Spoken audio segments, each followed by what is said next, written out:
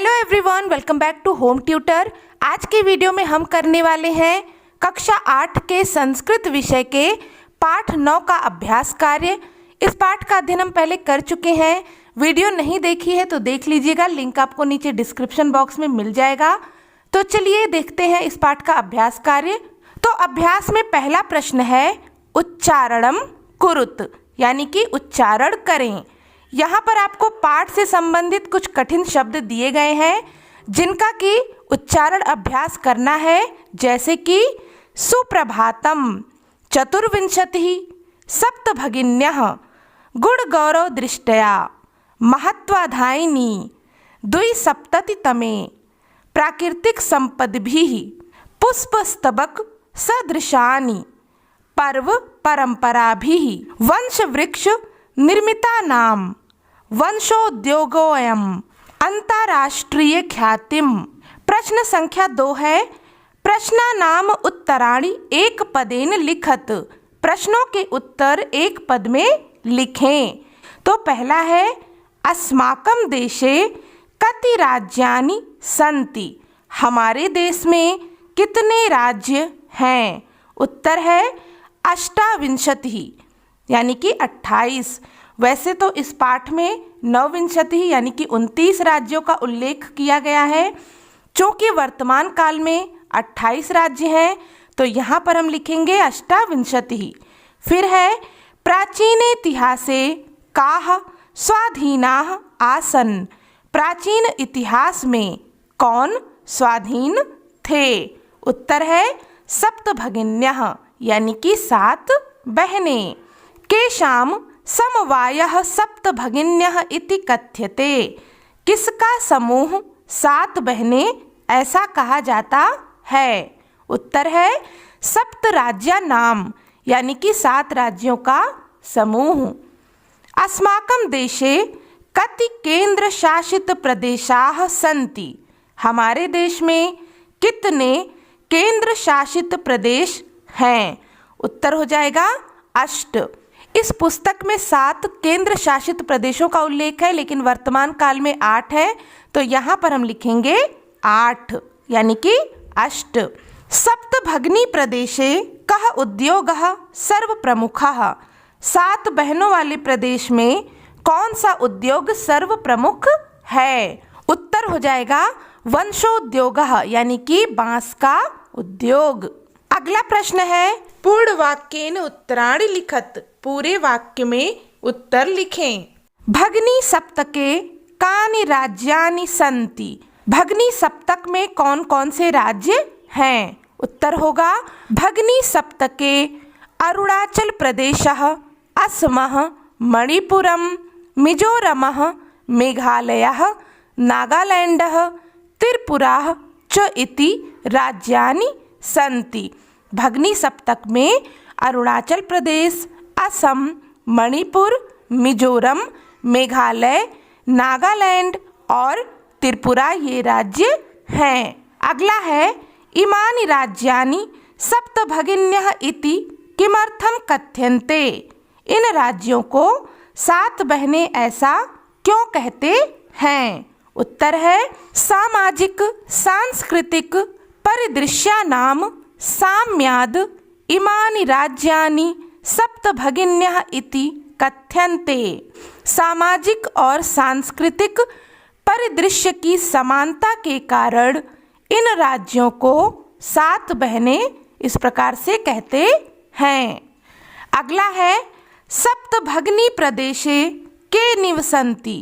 सप्तभगिनी प्रदेश में कौन रहते हैं? उत्तर है सप्तभगिनी प्रदेशे गारो, खासी, नगा, मिजो प्रभृतयः जनजातीयाः निवसन्ति। सप्तभगिनी प्रदेश में गारो, खासी, नगा, मिजो इत्यादि जनजातियां रहती हैं। अगला है एतद् प्रादेशिकाः कहि निष्णाताः सन्ति। इस प्रदेश के लोग किसमें निपुण हैं? उत्तर है एतद् प्रादेशिकाः स्वलीलाः कलाभिश्च निष्णाताः सन्ति। इस प्रदेश के लोग अपने कार्यों और कलाओं में निपुण हैं। वंश वृक्ष वस्तु नाम उपयोगः कुत्र क्रियते? बांस से बनी वस्तुओं का उपयोग कहाँ किया जाता है? उत्तर है आवस्त्राभूषणेभ्यः गृह निर्माण पर्यंतम प्रायः वंश वृक्ष निर्मिता नाम वस्तु नाम उपयोगः क्रियते। वस्त्र और गहनों से लेकर घर बनाने में बांस से बनी वस्तुओं का प्रयोग किया जाता है। प्रश्न संख्या 4 है, रेखांकित पदम आधृत्य प्रश्न निर्माणम कुरुत। रेखांकित पदों के आधार पर प्रश्न का निर्माण करें। यहाँ पर हमें कुछ वाक्य दिए गए हैं, इनमें जिन पदों को रेखांकित किया गया है उनके आधार पर हमें प्रश्नों का निर्माण करना है। तो पहला है वयम स्वदेशस्य राज्यानाम विषये ज्ञातुम इच्छामि। हम अपने देश के राज्यों के विषय में जानना चाहते हैं। प्रश्न बनेगा हम किसके राज्यों के विषय में जानना चाहते हैं? तो यहाँ पर हो जाएगा कस्य।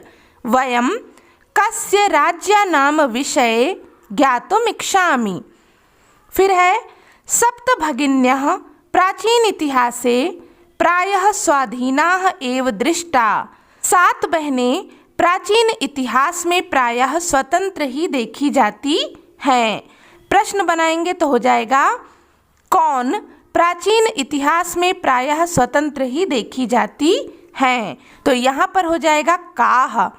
काः प्राचीन इतिहासे प्रायः स्वाधीनाः एव दृष्टाः।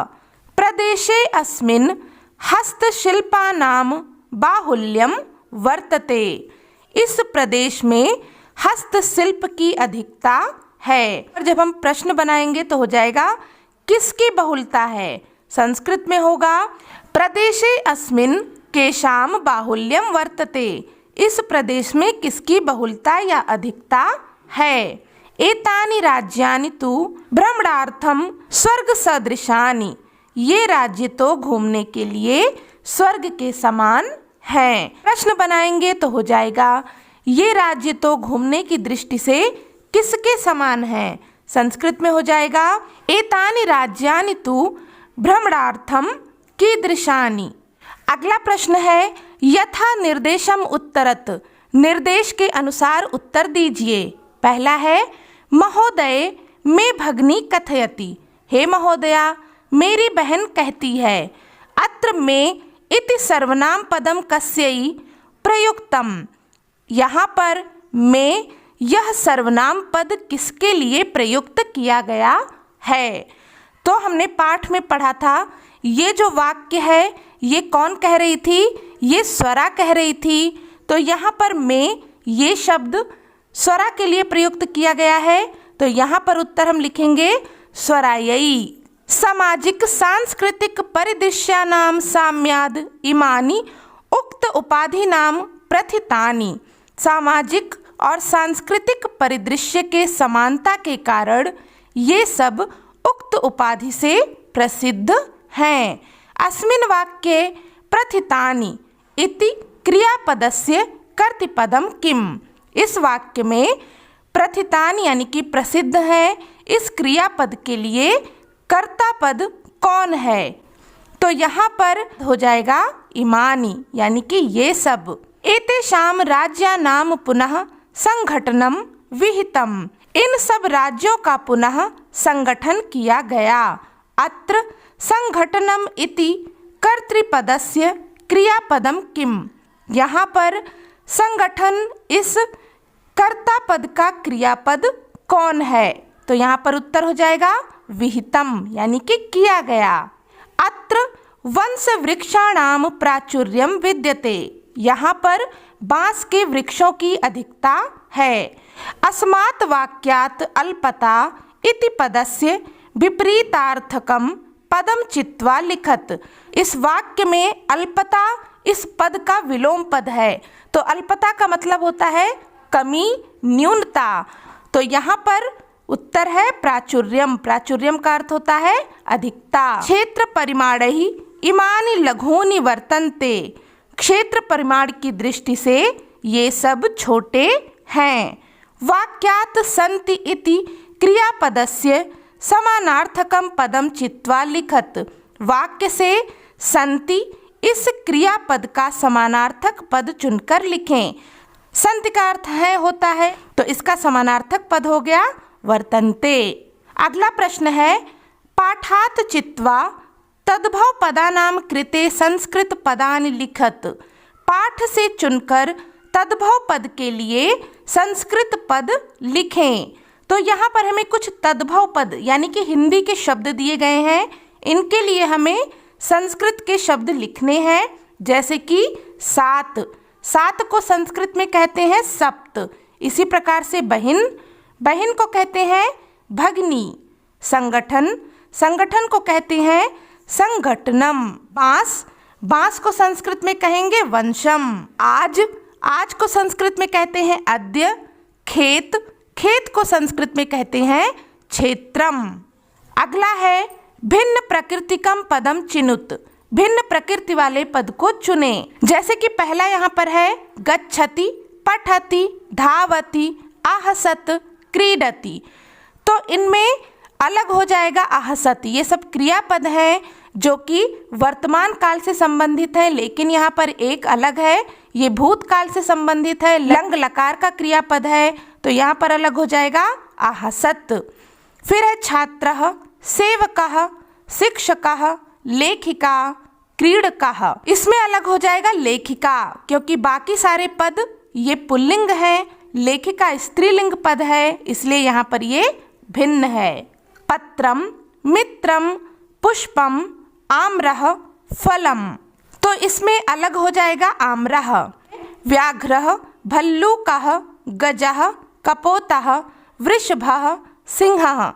तो इसमें भिन्न पद हो जाएगा कपोतः, क्योंकि बाकी सारे जानवर हैं और ये पक्षी होता है, तो यहाँ पर कपोतः ये भिन्न पद है। शाखा आप यहाँ पर जो देख रहे हैं ये मिसप्रिंट है, तो इसको हम इग्नोर करेंगे। अगला है पृथ्वी, वसुंधरा, धारित्री, यानम, वसुधा। इनमें भिन्न पद है यानम, क्योंकि बाकी सारे पद क्या है, ये पृथ्वी का पर्यायवाची पद है, तो यानम यहाँ पर भिन्न हो जाएगा। अगला प्रश्न है विशेष्य विशेषणा नाम उचितम मेलनम कुरुत। विशेष्य और विशेषण का उचित मेल करें। यहाँ पर हमें कुछ विशेष्य पद दिए गए हैं, उनका हमें उचित विशेषण पद के साथ में मेल करना है। जैसे कि पहला यहाँ पर है अयम, तो इसके लिए उचित विशेषण पद हो जाएगा प्रदेशः। फिर है संस्कृति विशिष्टायाम, इसके लिए उचित विशेषण पद हो जाएगा भारत भूमौ। इन दोनों को मिला देंगे। फिर है महत्वाधायिनी, तो यहाँ पर हो जाएगा संस्कृति ही। प्राचीने इतिहासे एकः समवायः। इस प्रकार से हमने यहाँ पर पाठ 9 का अभ्यास कार्य पूर्ण कर लिया है। इस पाठ से संबंधित कोई भी डाउट हो तो आप कमेंट करके पूछ सकते हैं। वीडियो हेल्पफुल लगी हो तो प्लीज़ इसे लाइक और शेयर जरूर करें। चैनल पर नए आए हैं तो सब्सक्राइब भी कर लें। मिलते हैं नेक्स्ट वीडियो में, तब तक के लिए take care and bye bye.